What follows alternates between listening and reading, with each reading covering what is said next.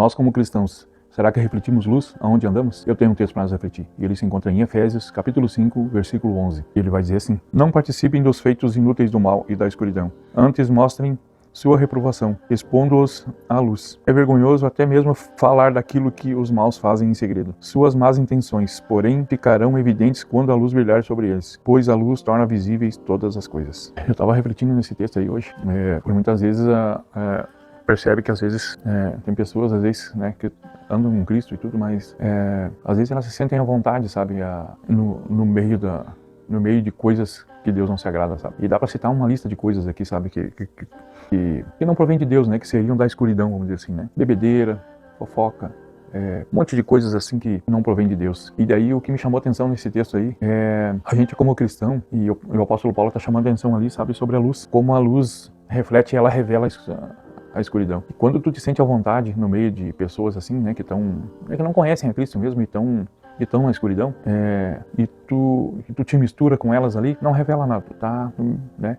Agora, quando tu é luz e quando tu tem Cristo mesmo em ti, né, e tu tá fazendo as coisas que Cristo gostaria que tu fizesse, quando tu chega, tu reflete, e a luz vai revelar a escuridão. E essas pessoas que estão na escuridão, tu percebe nitidamente que elas não se sentem à vontade com a tua presença ali. E nem a gente como cristão não se sente à vontade no meio de pessoas que ainda não conhecem a Cristo, ainda estão nessa vida de maus caminhos, né, que Deus não se agrada. Então, esse texto aí me chamou bastante atenção sobre isso aí.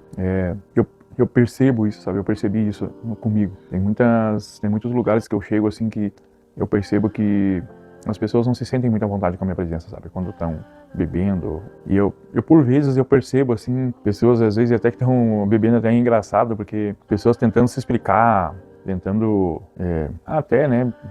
Que Deus não condena quem bebe, né?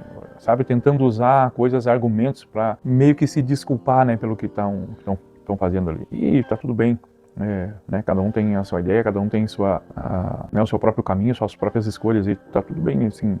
O que me chamou a atenção nesse texto aí é justamente a gente como cristão vai perceber isso, vai perceber quando a gente chega, a luz de Cristo tá ali, ela reflete e ela vai revelar a escuridão. E aquelas pessoas, elas vão sentir a tua presença, elas vão sentir o peso da presença e não é nossa, é de Cristo em nós, né? Que fique bem claro isso, a gente não é nada sem Cristo, vai refletir Cristo. E essas pessoas, elas vão sentir isso. Porque o apóstolo Paulo está dizendo, né? A luz revela a escuridão.